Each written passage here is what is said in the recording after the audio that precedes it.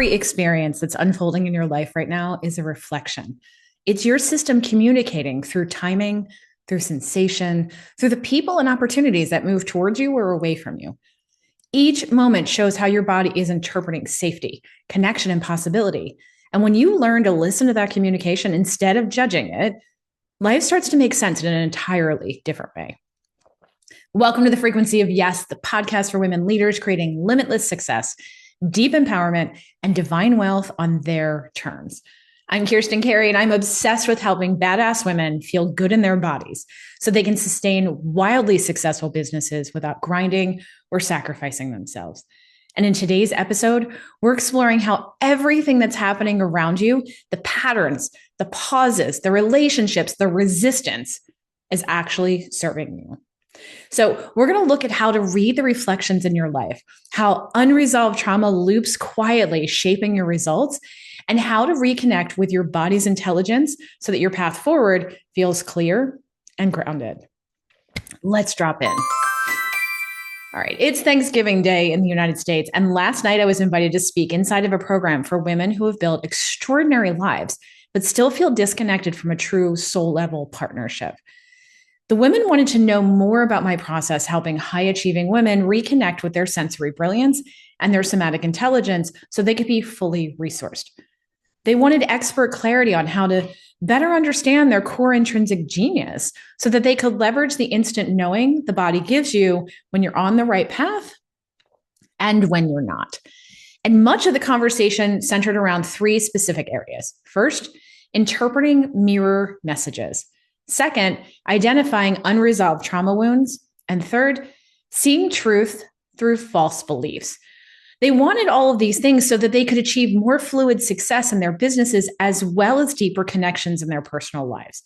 And these three areas kept coming up in our discussion because every woman in that room was bumping into a pattern that she knew had to be there, but she couldn't quite put her finger on identifying it. So we discussed the zone of genius map that I create for every client as a blueprint on how their unique energy makes decisions and responds to the world.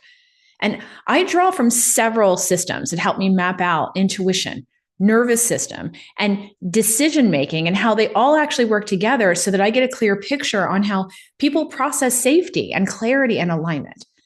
And after working with so many bodies and nervous systems over the years, the one thing that I see again and again when it comes to healing dysregulation in the nervous system is that people seem to need something concrete to trust what their somatic intelligence has been telling them all along. So tangible evidence like my signature zone of genius map gives people the confidence to trust what they already know to be true. And when something feels off, your body knows it way before your logic does. Let me give you a concrete example here. I would often see clients who knew in their body that they didn't feel right when they ate certain foods, and they'd end up with symptoms like fatigue or fogginess, but they didn't fully trust that connection to be real, so they often kept eating it. But when the client then saw that food highlighted as a problem on a lab test, they would typically stop eating it immediately because now she had proof.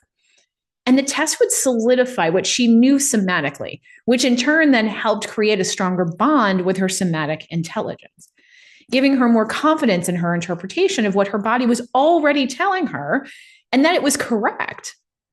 So the zone of genius map that I created for clients helps them connect to that body intelligence more quickly with less effort, giving them long-term results that lock in their path to success in business, relationships, and health. And this way, when you feel something like a twinge in your lower gut that someone isn't going to be a good partner, or a tingle in your chest about the exact amount of money that you need to charge for your core offer, even if it doesn't make sense, or a wave of calm when you pitch a new program, you know what that sensory message means. So last night, speaking to the women, it reminded me how often high-achieving women try to think their way into clarity, causing them to get stuck in patterns that might feel safe, but they don't serve them, or at least they don't serve them anymore. For example, I noticed that a lot of their questions included terms like, I've been trying to figure out how, And then they would end it with some other piece of the question, which means that they were looking for answers from their logical mind rather than getting into flow with their somatic body communication, which is where the answers actually truly live. And when you don't trust your sensory experience, it's incredibly difficult to trust success, especially when it comes to partnerships with others. One of the women actually asked, how do I understand when I'm on the right track? Which is actually a great segue for me to talk about the first piece that we kept talking about last night, which was mirror messaging. The environment around you is going to tell you if you're on the right track or not. And if you're not receiving the results you want, that's a great sign that you're participating in a pattern that's supporting the results you're getting. So when you notice you're not drawing in, let's say, premium clients that you really want to work with, that's a really good reflection that something in your messaging or in your energy is signaling a different level of safety or readiness out into the universe and attracting the clients that you don't necessarily want to work with. So your body is broadcasting from where you are emotionally all the time. And if the people coming into your romantic field aren't aligned with the type of partner that you want, for example, that's a signal not of your worth, but of the pattern your nervous system still expects or the frequency that you're sending out. Let's just say there's a pattern of money resistance. What I find is if you have a lot of people coming to you and you see this pattern of money resistance where they're telling you you're too expensive, what I can tell you with certainty, it's rarely actually about price. It usually reveals the level of receiving that your own nervous system is calibrated for, and you may be blocking the money coming to you. And this isn't an opening for you to start criticizing yourself for getting it all wrong, because you're not. What it actually means is that you're now aware of the opportunity that you have to break a pattern and alter your current experience. Look, the subconscious loves patterns. In fact, its goal is to find a pattern as quickly as possible so that it can use the least amount of resources to perform a task. That way, it can use its resources for learning new things, which take new and more resources, so that you can grow and evolve. So when you get stuck in old patterns and you start resisting new ones, this can be a result of unresolved trauma wounds. So let's shift to that part of the topic, which we spent a lot of time on last night. So let's just say money has hit a ceiling, or you get a lot of money coming in, but somehow it never seems to stay. And at the end of each month, you don't know where it went. That's often a great sign that something in your system still associates financial stability with danger or disappointment. Patterns like that usually trace back to a moment where money felt unpredictable, or it was unsafe, or it was tied to a conflict. And I want you to think back to the people that were around you when money was being discussed in your early childhood. They are a lot of times the reason that you have associated those feelings of unpredictability or feeling unsafe or feeling like you're tied to conflict when money's involved. And for many women, these patterns come from that early childhood experience where everything felt chaotic or scarce. And then the body learned to brace itself every time the topic came up. And when you're bracing, think about what's happening. There's no flow, there's resistance. And so everything around you gets shut off or pushed back on. So often there's a past disappointment that becomes now the template the body uses to predict what will happen next, because your system is trying to protect you from feeling the connection that you may have made to shame or fear or self-blame that's living in your system attached to that pattern. So when money gets paired with fear or pressure or moral judgment, the body leans into the ability to pull back, even when you consciously want more.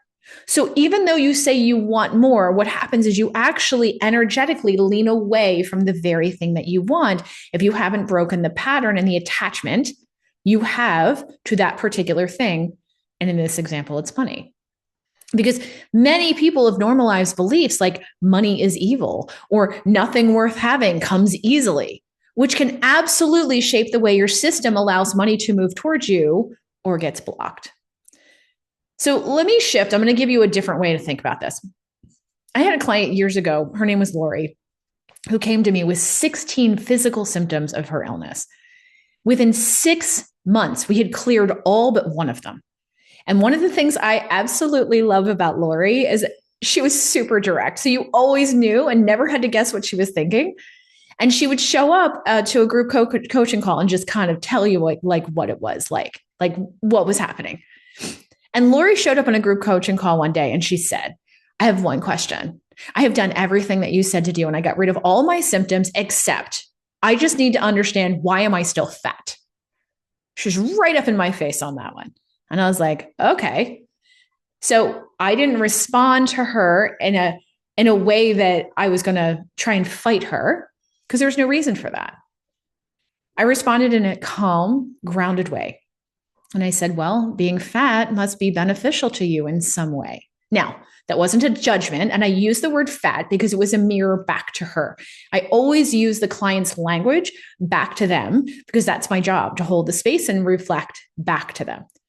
Lori's used to working with me. She didn't hesitate. And she said, well, that's dumb. There's no benefit to being fat. And I said, of course there is. There's a benefit and there's a drawback to everything. The fact you don't see any benefit means we're absolutely onto something. And I get super excited when we're onto something. So I gave her homework. I said, look, your homework for this week is to write out 30 benefits to being fat. And again, I'm using her language because that's how she was framing it in her body.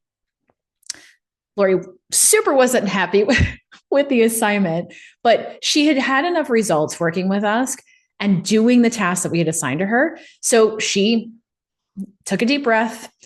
She took the homework and she trusted the process. And she took another deep breath and she said, okay, I'm going to give it my old good college try. A week later, she sent me a copy of the assignment and she showed up for the coaching call. Now, she only had a small fraction of the assignment completed. And she said, I simply couldn't come up with any more than 8 answers. I'm like, that's okay. That also shows me that there's resistance in the system, but you did the assignment the best you could. And as I looked over the 8 answers that she gave me, I could tell that she'd really struggled with the assignment and that she really had a good, solid block going on. But I also knew that the wounded child in her, who preferred perfection and loved getting everything right, was super disappointed that she didn't have more answers. So I also wanted to be very delicate with how we handled this. But the answers on her sheet were absolutely pure gold. For example, one of her answers was, being fat benefits me because there is more of me for my grandchildren to hug. Can you just feel the emotion in that? Another answer was, being fat benefits me because I know I won't starve. And she wrote, ha, ha, ha, next to that answer. And when I saw that, I knew we had hit the mother lode of answers. So without shifting at all, I wanted to stay as neutral as possible. I said, Lori, tell me about number 4. And she tried to reflect. She said, oh, I was just being silly with that answer. And I took a deep breath and I let the moment land. And then I said, tell me about when you were starving. And her whole body shifted. Her energy changed. She leaned back in her seat. And then she went on to tell a story about how she'd been abused by her father. And she wanted so badly just to get out of that house. So at 18, she married the first man she met. She had 2 babies immediately. So by the time she was 21, she had a baby and a toddler. And her husband, who was in the military, came back from leave one night, told her he had met someone else, and he'd left her with the 2 babies and barely a high school education. Now, when I was talking to her through this, she was 62 years old at the time. And she had a master's in electrical engineering and had put both her children through college. She'd bought her own house and she had pulled herself up by her bootstraps. But as she was telling this story, you could see her as that young, scared mother, wondering how she was going to survive and protect her kids all by herself. Now, she talked about nights that she didn't have enough money or enough food for her and the kids. So she fed the kids and went to bed hungry. So I asked her, in what ways do you behave now like you're still starving? Now, she tried to reflect. She said, well, I'm fine now. I'm not starving. That was 40 years ago. It's not affecting me now. And I paused and I let it land. And then I slowly asked her, in what ways are you still behaving like you're still starving? And then she stopped and she took a breath and she said, well, I always finish everything on my plate, even if I'm full and even if I don't like what I'm eating. And I let that land and I said, what else? And she said, well, I always buy more food at the grocery store than I need. And I let that land and I said, what else? And she said, well, I have a totally full pantry and a full refrigerator, she said. And I let that land and I said, what else? And she said, well, I have an extra freezer that's completely full, even though I live alone. And I let that land. And I said, well, how do you feel about that? And she took a deep breath. And my clients always know when I ask questions like that, I want them to be in the moment. I want them to actually connect. And she did. And she said, I feel like something unexpected could happen at any minute that could take away my security. And I could end up without food or a place to live, she said. Now, she and everyone else on that call that day was able to see the truth behind her false belief. And since she now was aware, acutely aware, that a false belief was driving her behavior and her life experience, I was able to then give her specific tools to clear that belief that was creating her feelings of danger. And within 90 days, she lost 30 pounds because she no longer benefited from the extra weight she was carrying. She no longer needed it to protect her. And every one of us has a version of this, a place where our system learned to protect us so fiercely that it still reacts as if the danger is happening right now. And what determines whether a trauma pattern continues or resolves is whether the body has the chance to complete the trauma cycle. Because time is irrelevant to the nervous system. If it happened 40 years ago or 40 hours ago, the body remembers the connection until the cycle is completed. And somatic tools will help your system complete the cycle and shift out of protection and into all the possibility. So take a moment right now and notice where your own system might be reacting to an old version of safety. It might not show up for you as extra weight like it did for Lori, but it might be a pattern that you just can't seem to break. It could be a reaction that you don't fully understand. Or maybe it's a place where you keep shrinking or holding back, even though you want to expand. These are all mirror messages. They're shining light on what your nervous system learned to do in order to protect you, because your nervous system actually loves you. And what it's doing is always information that the pattern you're in makes you feel safer, even if you're not getting the result that you think you want. And when you can see that, you can identify unresolved trauma wounds. And the moment you can see the pattern with compassion instead of self-judgment, and you see the truth behind the false beliefs, you can then create the opening for something new. Look, if today's episode made you suspect that there's a pattern running in the background of your life, this is the perfect moment for you to map it. Now, I mentioned the Zone of Genius map that I talked to this group about last night. And it occurred to me that I only typically offer this to my clients who are already working with me. So this is what I'm going to do. In honor of Thanksgiving, what I want to do is I want to put out the offer to you as you're listening to this. And I'm going to offer this full 20-page Zone of Genius map report for $222. You don't have to join a private program. You don't have to work with me independently. I'm going to offer this out to you to give you a kickstart in understanding your genius, your somatic intelligence. And what I'm also going to do, I'm going to give you this personalized. I mean, I personally go through this. This takes me quite a while to put together. You're also going to get a meeting with me. So I'm going to take your personalized blueprint, and then you and I are going to meet so that I can work with you to help you interpret the deeper patterns that are shaping your decisions, your relationships, and your success. This is the clearest path I have ever used with people to understand your energy and how it's designed to work for you and what your system is ready to do in order to shift and pivot into the ability and the possibility that's available to you. And so you don't continue to get blocked. The link for this offer is in the show notes. You won't be able to find it unless you go to that specific link. I don't have this offered anywhere else. Now, as you move through the rest of your day, this is what I want you to do. Just notice the reflections around you. And a lot of us are doing things that are different on Thanksgiving. We're interacting with people we're not used to interacting with, or we're interacting with people who are often triggers for us. What I want you to do is go through the rest of today, whatever the day is, even if you're listening to this weeks later. And I want you just to notice what's being reflected back to you, not as a judgment, not as a problem to solve, but just as information. Because your system is always speaking to you.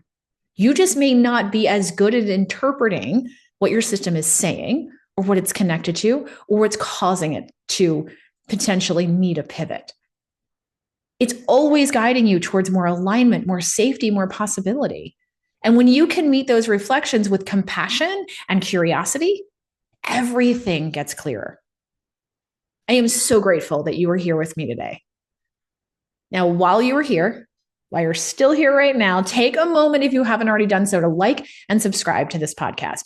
And if you know other amazing, badass businesswomen who would benefit by being fully resourced, please share this with her too. The more women that we have resonating at their highest frequency, the easier it's going to be for all of us to vibrate at that level too. Happy Thanksgiving. I'm very grateful for you. I'll see you next week.